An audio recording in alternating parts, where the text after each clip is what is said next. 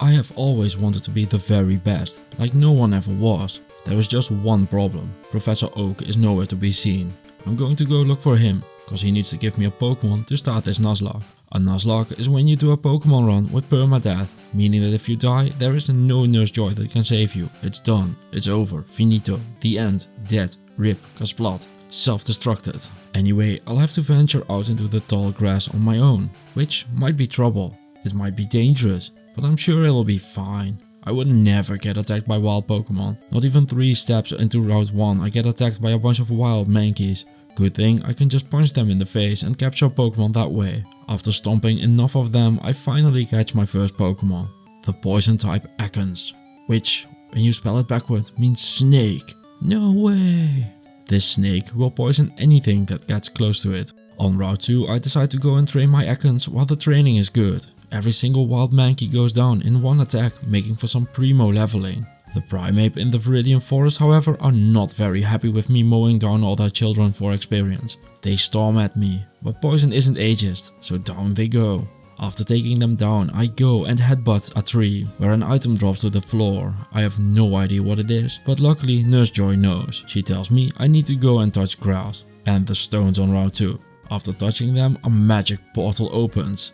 I decide to head inside and oh boy, Peloton sure has seen some better days. I quickly go and ask Professor Oak if he's okay, but before answering he immediately escape ropes out of my life again, so I decide to venture on. My first stop is the Lavender Tower, and on my way there I end up finding an item named after the mighty Articuno, the Arctic's Armor. A great starter item for its 10 resist all. Halfway through the tower I find a fancy new cap with 2 Pokeballs attached to it. Inside those are 2 Spearows. In the basement of the Lavender Tower I go and use Thief on the Meowscarada until I get a Tal and an Aether rune, which I then use to make a Stealth, cause it's broken and every single run ever wants to use it. And while Ekans has been solid so far, the first gym is a poison gym, which means that from here on out I'm going to bring other Pokemon. Don't worry Ekans, it's you, not me. For my new Pokemon team I am bringing a bunch of Spearows and a Growlithe, whilst forgetting I also have an Oak Sage. In the barracks a rare Cubone comes my way. I try to catch it, but unfortunately my Pokemon are too strong and it goes down. Not all is lost though, as I managed to pick up its thick club. For my Imbue I made a mistake. I imbued away my +2 Raven skill helm, which honestly was just a downgrade despite the big pile of resistances on the new helm. I made my way down to the first gym, and in the world of Sanctuary the first gym is a poison gym. And not gonna lie, I do think Koga has seen better days as well. A quick battle later, Koga's toxic attitude has been adjusted and we make our way to the desert. In the sewers I go and kill the Sandslash, cause he is guaranteed to drop a rare candy. In the Maggot Lair I had a close call against a Heracross. One thing I had never expected is to be attacked by the biggest Caterpie I have ever seen. But as we all know, Spearow eat Caterpies, so they get to enjoy a feast and we move things along towards Viridian Forest. Cause a spider Pokemon like Ariados or Joltik would be an amazing addition to my team. However, the Spearow know only 2 things, violence and food, so they just decimate all the spiders. I've also gone and picked up 4 rare runes at this point, so I go ahead and use 3 of them to make an old rune and go and make myself an Ancient's Pledge for the resistances. In the sewers, the first real nightmare of the run starts happening. Wild Electrodes are flying at me. With their breakneck speed stat, they are very hard to avoid and they have one move that strikes fear into my heart, Self-Destruct, which hurts a lot. In the ancient ruins I get attacked by a swarm of unknowns, but despite them claiming they have a hidden power, they go down without a problem. After the unknown I make my way into the power plant, which just like in the actual Pokemon games is filled to the brim with Electrode waiting to do a quick attack on me, making me screech in horror as I reflect upon all my life's choices while running away from them. At the end of the power plant I encountered the weirdest looking electric type tentacle, who also turns into food for the birds of death. Act 4 is filled with lots of very angry Pokemon, so much so that I decide to fly away just as they see me, allowing me to encounter the very rare Pokemon Mew on Route 25, who, whilst very rare, turns out to not do so much except having all of the skills. In the Safari Zone, every single zone has different Pokemon. First up we have Ghastlies, who for some reason drop a helm, which is weird, cause it would just fall straight through them if they put it on. Next zone has a group of Dragonites, but even their mighty flames are no match for the Spearow's gluttony. At the end of the Safari Zone I encounter the mighty Giratina. This demon attacks my squad with its Dragon Rage, wiping out all of my team members quickly.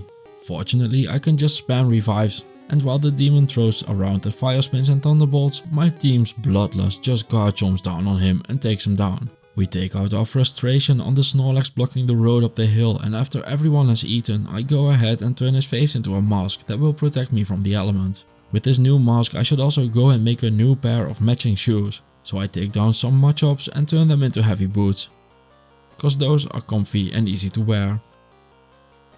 During the farming I also capture a wild Ursaring. This tanky Pokemon with over 1800 life is going to be an amazing defensive wall for the team. After adding him, I discover that Team Rocket has been cutting the tails of Slowpokes, and while I can't regrow their delicious tails, I can at least set them free. In the frozen river I find Misty, who got frozen for eternity. Out of the kindness of my heart and for the 10 resist all, I decide to help her. So I ask Nuzlocke for an Ice Heal, which I used to thaw Misty. With the boring questline part after the 7th gym done, it is time to go look for some more legendary Pokemon to add to the team. And as luck would have it, on top of Mount Moon I encountered the 3 legendary birds Articuno, Zapdos and Moltres. However, they are angry at me for tossing the armor dedicated to Articuno and decide to attack me, leaving me no choice but to clip their wings.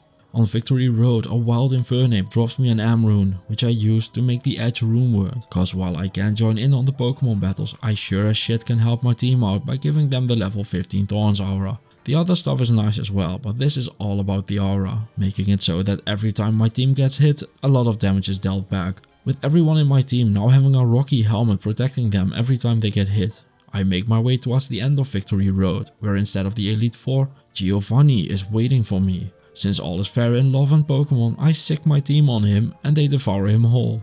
With Kanto saved, it is time to head into Johto.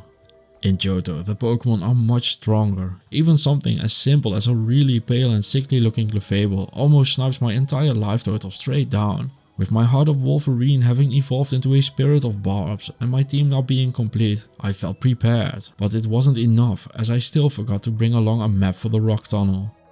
From Johto I found a portal back to Pallet Town, but it had still seen better days and I like it when my house isn't on fire, so I go ahead and leave after saving Professor Oak again. Seriously though, how does he keep getting himself into this? Nurse Joy gives me a ring with some burn heal to help with the damage from the flames. Having made my way back into the Lavender Tower, I pick up Cubone's mother's skull and decide that it would be a much better fit on Brock. I get furiously attacked by some wild Pokemon that aren't too happy with that, almost turning me into another one of Gary's Renegades. When looking at my stats, I find myself quite lacking in resistances. Every single move that gets thrown at me is super effective. To help with this, I decide to buy a leather armor and put 2 Ord runes in it. This way, if a Pikachu tries to blast me off again, I at least don't take as much damage and get to return for the next episode. Maybe I should have put in Rel runes though, as I almost get sniped by the embers of a group of hungry Hypnos.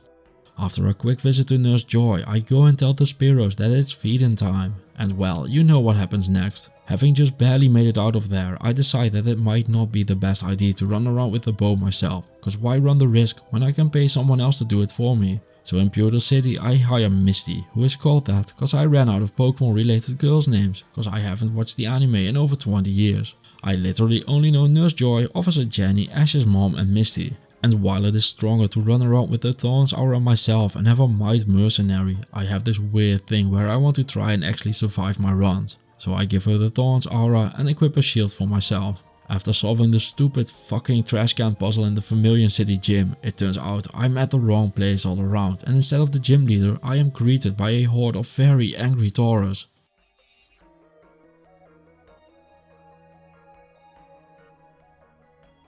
With everyone having finished their dinner, it is time for dessert as a Jinx comes storming at us. And cause my Spearows have only had one desire since they were born, she just got ripped, torn and eaten. Seriously, it was a bloodbath. On my way through the Asado Desert, a Grand Charm drops to the floor. It turns out to be a sharp Grand Charm of Inertia. With 7 faster run walk, 8 maximum damage and 49 attack rating, this charm does absolutely nothing at all for this build. But I thought it was a very cool find, so I wanted to show it off. In the ruins, a Survivor explodes all over me, reminding me that despite wearing a shield, I am still weak to ice. Whilst working my way through Ultra Space, I end up finding a mysterious item. It turns out to be a clear amulet with 11 resist all and a massive 18 damage reduction. The Ultra Space ends up putting me in the Saffron City gym, where every single wrong portal makes you fight a trainer. So it's a good thing the team is still hungry for battle. Sabrina starts off the fight with an ice beam at my face. However, seeing my health in critical condition does not please the Spearow gods, and instead of attacking the opposing Pokemon, they back her to death with a furious attack. I guess this counts as winning, so with my new Mars badge I go and take the portal back out. One quick Metapod feeding frenzy later, I find myself in the Viridian Forest yet again. In there I start working my way through the Pidgeys, Weedles and Pikachus that can be found everywhere. I also find a hidden item. Rock Fleece is a great armor to give to a mercenary thanks to its physical damage reduction. In the last cave I get a bit of a break, as while this is Electrode country, they seem to be out on lunch and I'm only finding Zubats and Pikachus instead, allowing me to easily work my way through all 3 levels while making sure my Pokemon team stays well fed. After following that up, I make myself an Amrune and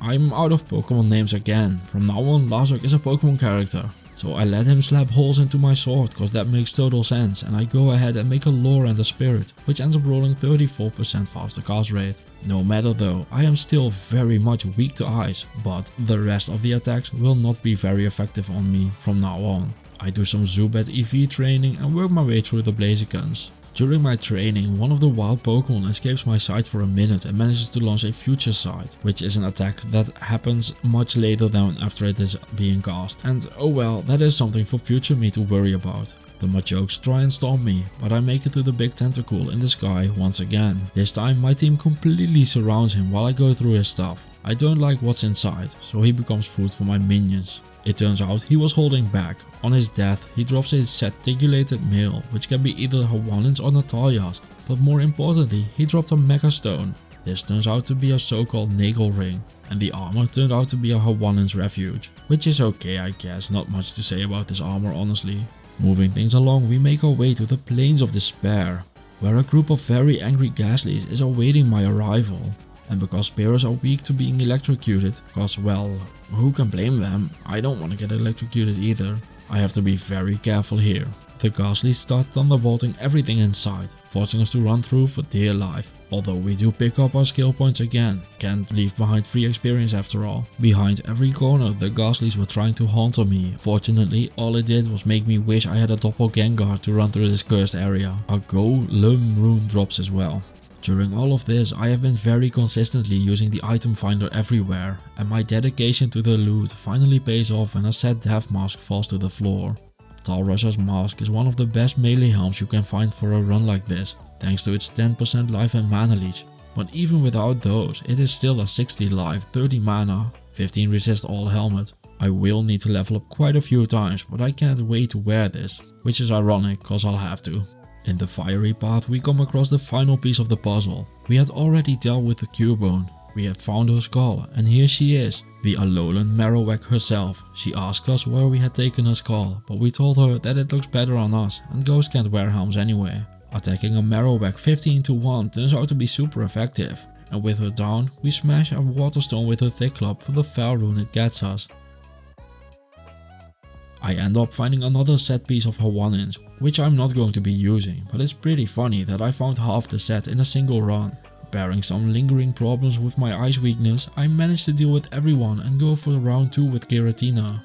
This entire fight is just a showcase of how much power creep influences things later on in the series, which is a whole discussion on its own. But something even far worse happens. Giratina, on his demise, drops a serpent skin armor. No, my poor Ekans, what did they do to you? This is not what I wanted when I set you free. If only you could have been useful after the first gym, I wouldn't have had to abandon you and you might have still been alive.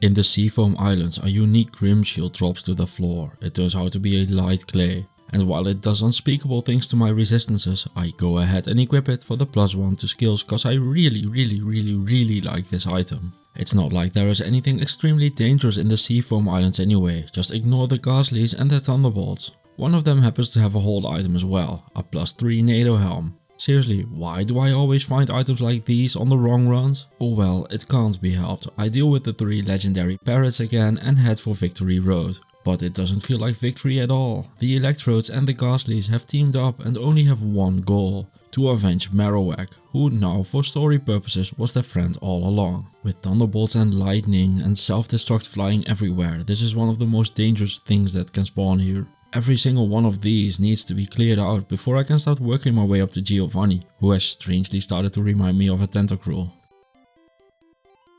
Before I can think about it more, I am attacked by a school of wild Gyarados. The battle turns into a free-for-all with me bravely taking one for the team.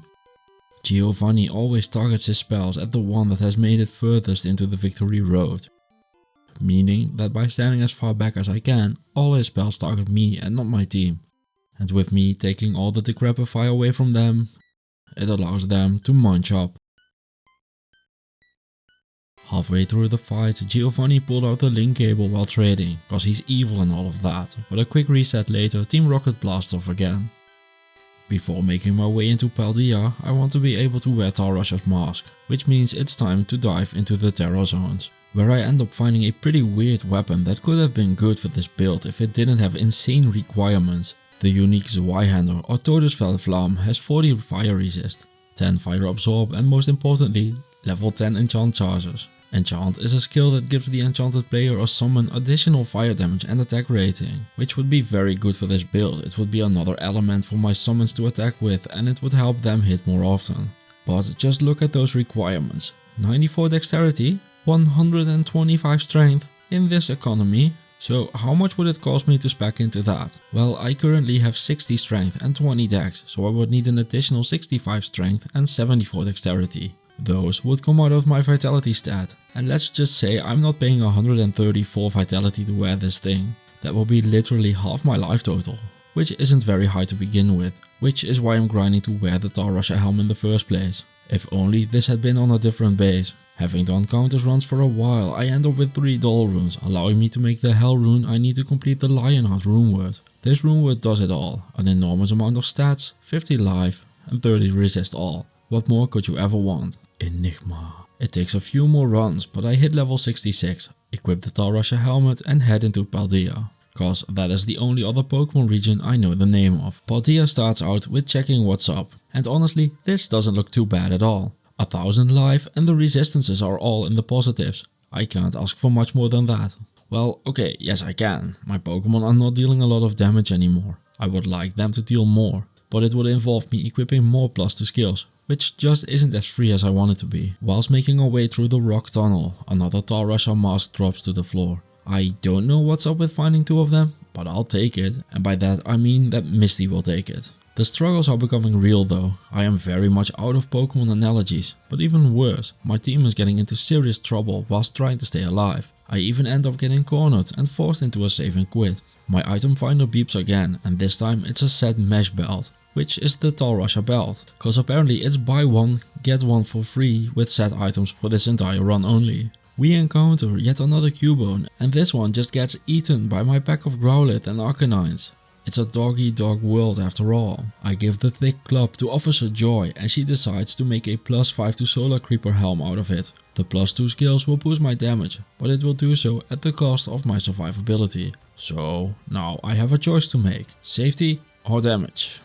Fuck it, we Pokeball over here. We can't use the Solar Creeper skill though, cause a Pokemon team consists of 6 Pokemon at max. But that's okay, it sucks Pokeballs anyway. With my new +2 to skill helm, my damage is much better and I get revenge on a very sickly looking Clefable as my team turns it into a Gengar. I end up finding another legendary Pokemon, a poison type of some sort, but my team is just so steeled at this point, they don't even go down to it anymore. They KO it in a matter of seconds and I don't even get a chance to try and capture it. Which is the exact opposite of what happened in the next battle. My battle against Rudamant was like playing against the Skarm Bliss combo all the way back. Nothing ever happened and it took forever and it made everyone sad to be there. For the first time since doing these runs, I got so bored of this fight, I just went into the kitchen to go and make myself some coffee and lunch, cause everything was dead and he was surrounded anyway. So nothing could happen and this would take a while. One little tidbit I forgot about was that he is a summoner, a connoisseur of the art of bringing the dead back to life, if you will. And if you can't tell, I play this game without sound, cause after 25 years I just can't anymore. I can't get myself to turn it on. I usually just have a YouTube video going on my phone that I watch during recording sessions. So what this means is that I was in the kitchen and the game was muted, and Radamant is a summoner.